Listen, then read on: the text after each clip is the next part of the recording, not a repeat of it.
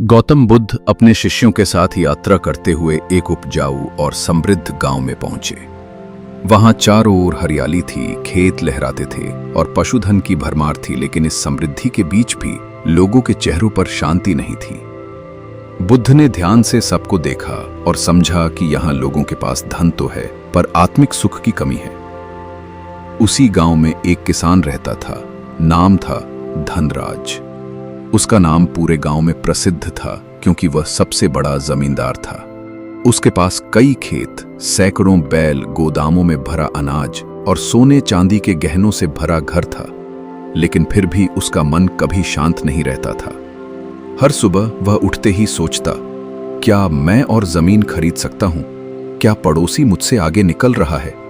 क्या मेरे पास सबसे ज्यादा है? जब धनराज को पता चला कि गौतम बुद्ध गांव में पधारे हैं, तो वो भी उन्हें मिलने चला गया।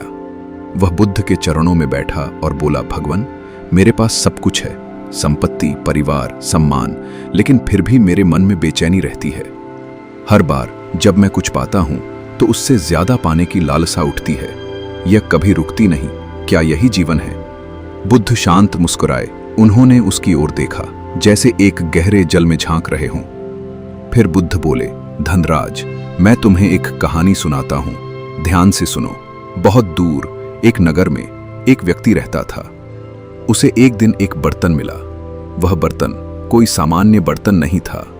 वह हर दिन उसमें से सोने के सिक्के निकाल सकता था। पहले दिन वह बहुत प्रसन्न हुआ। उसने सोचा, अब मैं राजा बन जाऊंगा। दूसरे दिन उसने और सिक्के निकाले। तीसरे दिन उसने सिक्कों को गिनना शुरू कर दिया। चौथे दिन छुपाना शुरू कर दिया। कुछ ही समय में वह उस बर्तन को किसी से भी छिपाकर रखने लगा। न सोता, न चैन से खाता। वह डरने लगा कि कोई बर्तन चुरा न ले। वह किसी पर भरोसा नहीं कर सका, न पत्नी पर, न पुत्र पर। अंत में वह सोने के ढेर पर बैठा हुआ भी सबसे गरीब हो गया, क्योंकि उसके पास न शांति थी, न विश्राम। बुद्ध ने थोड़ी देर मौन रखा और फिर बोले, अब सोचो धनराज, क्या तुम उस व्यक्ति से अलग हो? तुमने बर्तन तो नहीं पाया, लेकिन लोभ की आग तुम्हारे भीतर वैसी ही जल रही है। तुमने अपने खेतों की हरियाली तो देखी, पर अपने हृदय की सूखी भूमि को नहीं देखा।